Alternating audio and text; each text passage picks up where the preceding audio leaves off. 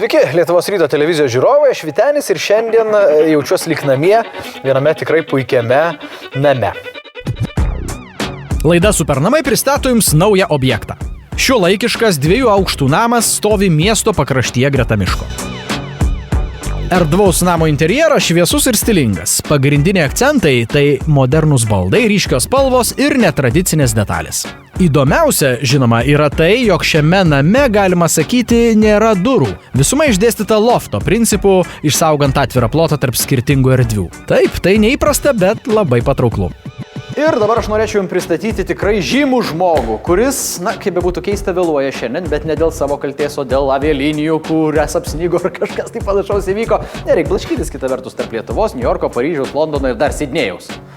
Taip, čia jau kodas, jau jūs supratote. Gyvenantis viena koja Lietuvoje, kita Australijoje, vis pasirodantis įvairiose televizijos programuose, laidose, gyvenimo būdo ir stiliaus, žurnaluose, savaime suprantama, apie jį rašo visi lietuviški interneto tinklalapiai ir tai yra šiaip jau žymiausias Žilvinas Lietuvoje. Žilvinas Grigaitis. Labas, Žilvinai. Labas, Vytenis. Malonu matyt. Na ir mane malonu matyti. Sako, niekada nevėluoju. Niekada. Atsiprašau, žinai, niekada nevėluoju. Lėktuvai truputėlį ir visa kita taip susistumdė ir šiaip ne taip pataikiau į tą langelį pas jus. Kosmopolitas. Šitas žmogus, apie kurį atrodo viską gyvenime galėjau žinoti ir nuspėti, nes viską rašo laikraštį, yra čia, šitam name, į kurį aš prašau praeiti ir apsidairyti, į kurį aš pakviečiau ne šiaip sau.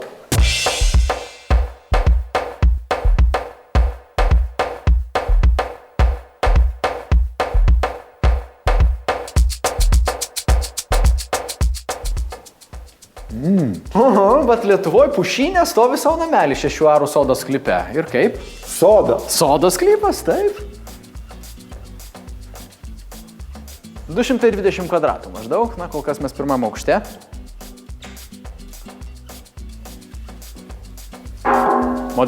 Židinys labai modern, sakyčiau. Ir beveik nebyra niekas, nes yra labai geras sienas. Žinai, taip sakyčiau, sprendimai kai kurie yra pakankamai įdomus. Aišku. Kas čia? Aš pakankamai nepatyręs interjero. Sakykime, kas čia užuolaidos?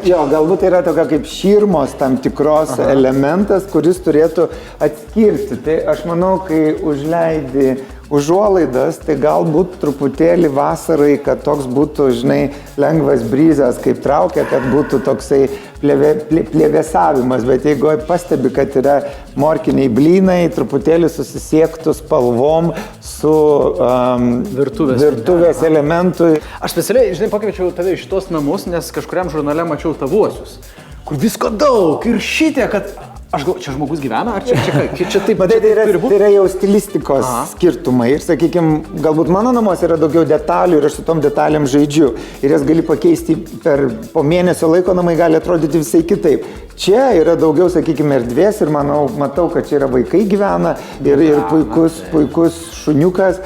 Bet detalių, sutikim, irgi čia yra. Jo, yra detalių, bet jeigu pastebi, yra didelės detalės, kurios žaidžia pagrindinį, sakykime, tokį, gal išdėstymo elementą, kas man patinka, galbūt man tikrai imponuoja židinys, kuris yra iki šių dienų vis dar madingas elementas visuose pasaulio interjeruose. Ir sakyčiau, neblogai. Įdomu. Pasakysi savo nuomonę vėliau. Parodyk toliau, ką tu nori man.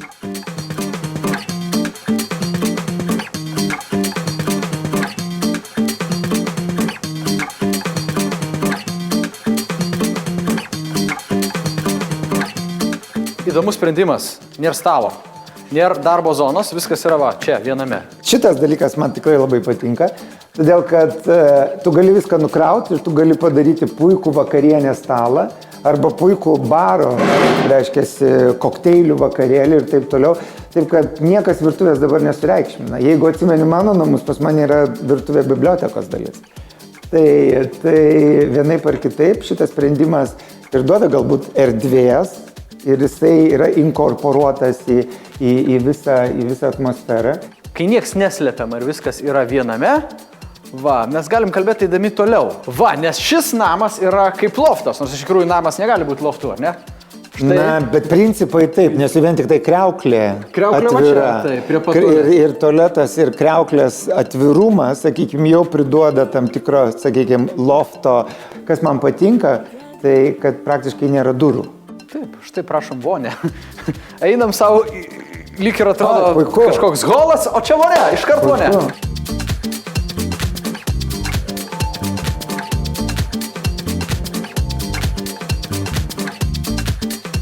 Na, man primena tam tikrus, sakykime, šiltų kraštų sprendimus, kai, sakykime, ar Singapūrė, ar Tailandė vonios yra lauke, kaip šilta ir, sakykime, tokio atvirumo. Bet aš matau, kad čia ventiliacija ir šildomos grindys ir Tai čia ne Singapūras. Jo, viskas puikiai dera ir tai yra susijęta su miegamuoju. Taip, ir čia yra svečių miegamasis. Na, tiem, kurie užsibūna per ilgai, reiškia, čia paklojama lova, čia svečiai gali savo ramiai rasti vietą permiegot, jeigu užtrunka vakarėlis va šitą modernioje virtuvėje ir šitam įdomiam name. Ir rūbus galima taip pasikeisti, jeigu kartais... Čia svečių rūbai, čia paliko mažą kaskažį. Nemažai čia. Paliksi striukę, pakabinsim, čia nemažai buvo svečių. Nemažai, klausyk, čia geras loftas, gal čia kokie, žinai, karnavalas toks čia vyksta, gerai. Keliaujam toliau. Okay. Iš svečių kambario, pro vonę, beje, galima Man patinka šis sprendimas, kurį tu gali, jeigu pas tavai yra svečiai, tu gali atriboti ir gali sakykime, uždaryti viską. O vonė, kambarys nieko nėra. Kylam į viršų.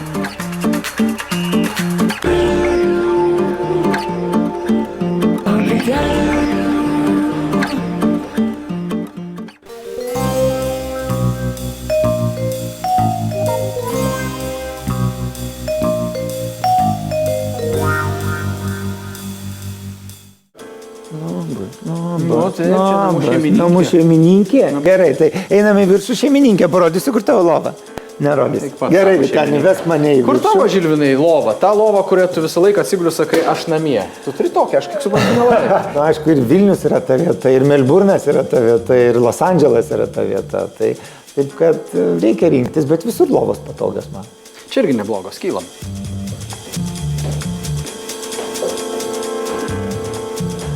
Pradžiai šeimininkų miegamasis.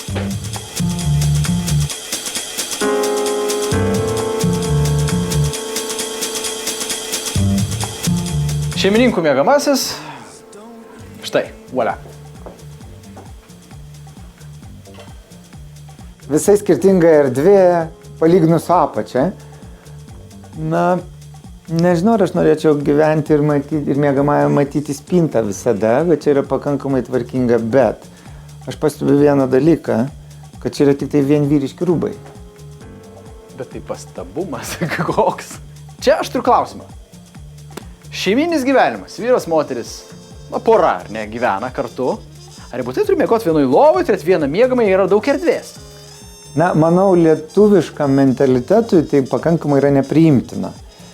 Sakykime, turėti du miegamosius ir miegoti atskirai, bet pasaulyje tai yra praktikuojama, kad vyras turi savo miegamąjį, moteris turi savo miegamąjį, arba moteris turi savo buduarą. Na, žmogus kiekvienas turbūt nori turėti savo laiką ir savo erdvę. Ir kiek tu bebūtum, ar tu vedęs, ar tu nevedęs, ar tu ilgai gyveni, ar...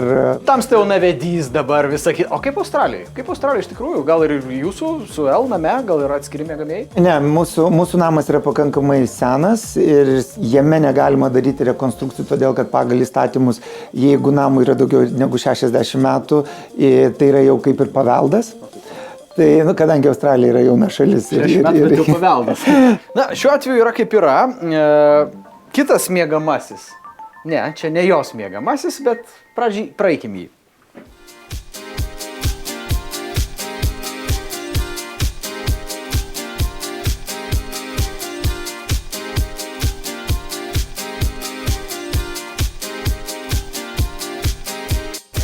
Ir turėtų būti jos miegamas įtenio, bet čia yra dukrytės kambarys.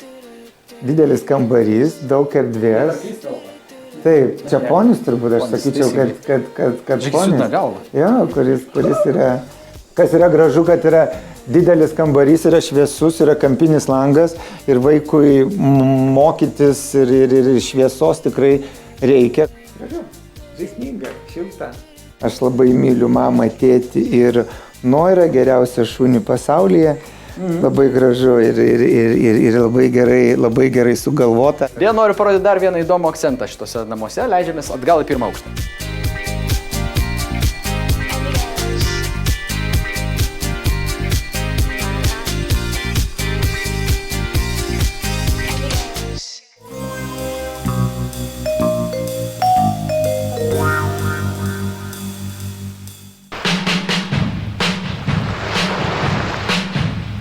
Šito daikto šeimininkai laukia ilgiausiai ir šito daikto čia nebuvo, jis yra atvežtas. Taip, aš pastebėjau, kad tai yra senas medis, atvežtas iš išrinkto tam tikro namo.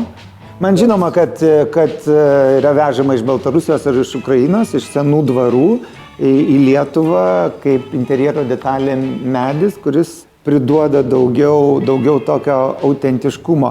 Nežinau, ar labai dera, sakykime, visos šitos detalės, sutvirtinimai prie tokio interjero ir tokių sprendimų, bet vienareikšmiškai kaip interjero detalė, tai tikrai jinai atrodo pikantiškai. Aš, sakykime, galbūt padaryčiau kokias stiklinės lentynas, aš galbūt knygas čia sudėčiau. Galimybių yra daug, todėl kad yra graži erdvė, yra platu, yra erdvu ir kas man patinka, kad šita erdvė gali labai greitai pasikeisti. Svarbu neapsistatyti sieną. Apsistatom sieną, paskui negali nugriauti. Būkim laisvi ir be sienų. Aš tikrai džiaugiuosi, kad nėra durų, nėra spintų, nors šita, sakykime, galima lentyną, spintą, bet jinai yra atvira.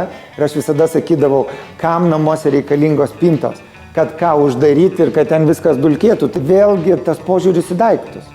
Man tikrai priimtinas požiūris į daiktus, kurie yra čia, nes jie yra atviri ir jie naudojami. Viskas turi būti naudojama. Perki juos ne tam, kad uždaryti, paslėpti ir laikyti, kada ateis svečiai. Reikia gyventi savo.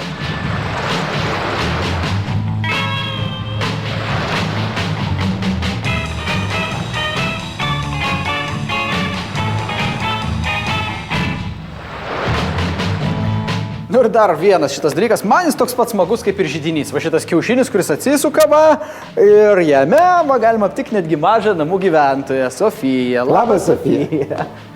Labas. Ar patinka tu čia gyventi? Tai belieka tik tai dėdei Žilvinui dabar įvertinti šitos gražiuosius Sofijos Maruzijos namus pagal visus mūsų laidos kriterijus. Palauk, bet man pasakyk, Sofija, kuri vieta šitų namų yra pati mieliausia? Kiaušinį. Tai reiškia, čia yra tavo pati mieliausia vieta. Taip?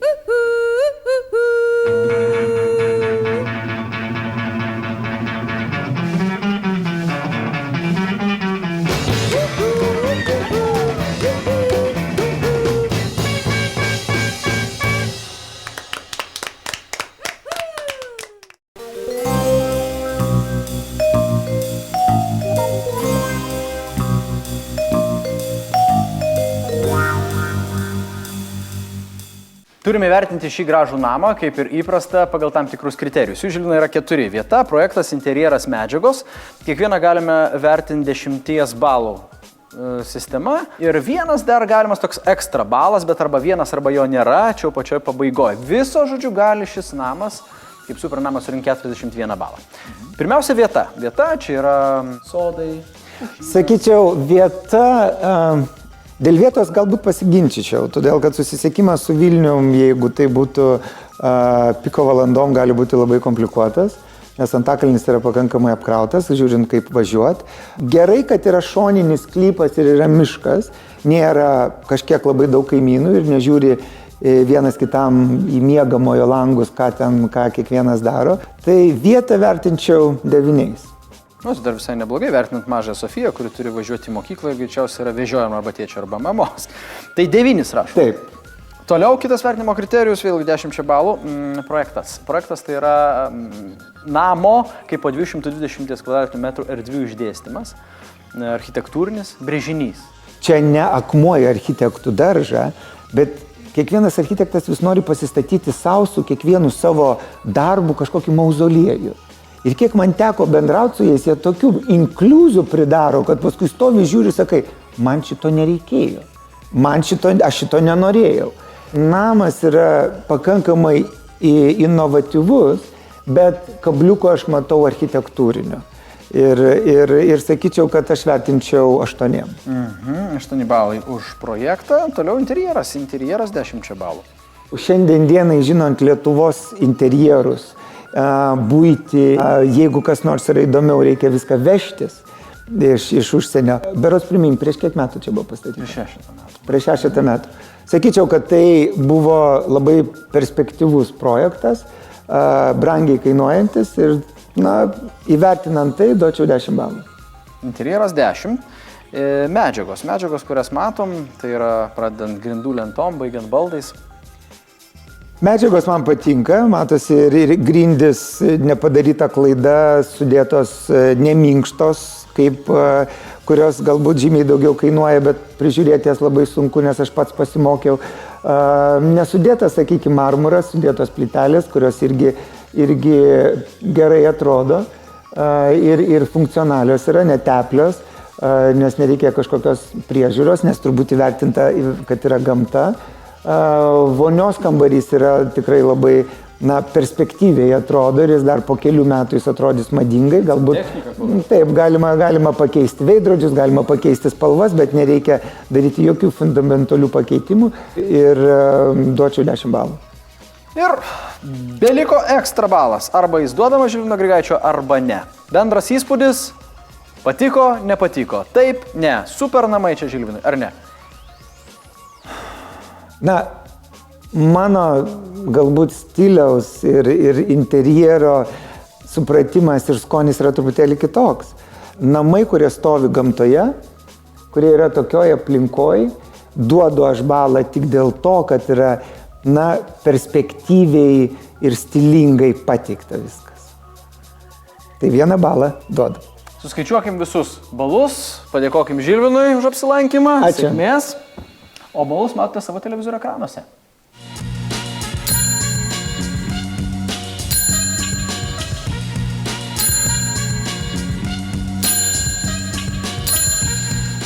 $38 balus iš 41 galimo surinko šios laidos Supernamas. Kiek skiriate jūs nežinau, tačiau visiems, kam būstas patiko, paruošėme praktišką reportažą apie stilingo interjero, kaip kad šis, formavimo principus. Iš tiesų tiems, kas nori pradėti ir susikurti savo namus, siūlyčiau atsakyti į vieną galbūt pagrindinį ir esminį klausimą, ko jūs tikitės iš tų savo namų ir iš tos aplinkos. Labai dažnai susiduriam su ta problema, kad stilingas, gražus daiktas, jisai nebūtinai bus praktiškas. Galbūt netgi tas pats laikrodis, jisai nebūtinai turi atlikti tą praktinę paskirtį ir turėti tą vienintelę praktinę reikšmę, kad skaičiuotų mūsų dienų minutes, bet tiesiog jisai gali būti puikus akcentas jūsų namų interjerui. Ir galbūt netgi ne vienas laikrodis ant sienos, galbūt jų keletas, galbūt netgi skirtingų faktūrų, medžiagų, spalvų, stilistikos skirtingos. Bet tai vėlgi, tai yra labai individualu ir tai turėtų kiekvienas iš mūsų pasirinkti kažkokius akcentuojamus daiktus namuose, nuo kurių ir turėtumėm atsispirti, kurdami savo erdvę. Galėtų būti ar kažkokia ypatinga, įspūdinga sofa, galbūt nerealaus dydžio šviestuvas virš stalo, arba galbūt kažkokios crazy formos vazelė.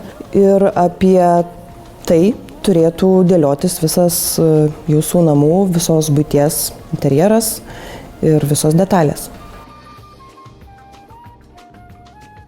Mes iš tiesų neskatina vaikytis tų tendencijų ir namų sienas skubiai perdažyti turkio spalva, kuri dabar madinga, ar įsigyti tam tikros faktūros arba tam tikros formos kažkokį tai baldą ar interjero detalę. Mes skatinam žmogų užgyventi savo namus. Susirinkti, susigyventi su tais daiktais, kurie puoštų jo erdvę ir kurie padėtų jam toj erdvėj gerai jaustis. Reikėtų neskubėti su smulkiais kažkokiais akcentais namų dekoravimo, nes jie iš tiesų neteisingai ir ne taip ir ne pagal jūs parinkti, jie gali darkyti visą tą harmoniją, kurią jūs norit namuose susikurti. Kai prasideda namų dekoravimas, iš tiesų reikėtų atkreipti dėmesį į bendrą erdvę ir bet kokiu atveju reikėtų turėti tą tokį estetinį pojūtį ir supratimą, nes yra labai plona riba ir ją labai lengva peržengti. Tai va ta estetinė išvaizda ir kai jau prasideda kičas. Bene galbūt svarbiausias pagrindinis patarimas, kad nebijokim derinti spalvų, galbūt netgi visai nesuderinamų, nebijokim derinti faktūrų ir atrodytų tiek spalvinė gama visai skirtinga ir tie medžiagiškumai skirtingi, bet kaip matot, visą tai sudėjus skoningai į krūvą žiūrisi labai gražiai. Labai tikiuosi, kad mūsų namų dekoravimo tradicijos pradės kurtis, jos jau pradeda kurtis, iš tiesų pastebim tą tendenciją, kad jaunesnės kartos žmonės, jie jau žymiai labiau domisi, žymiai labiau nori gražiai, patogiai gyventi. Tai galbūt to ir palinkėčiau, kad kurkime savo namų dekoravimo tradicijas ir gyvenkime jaukiai.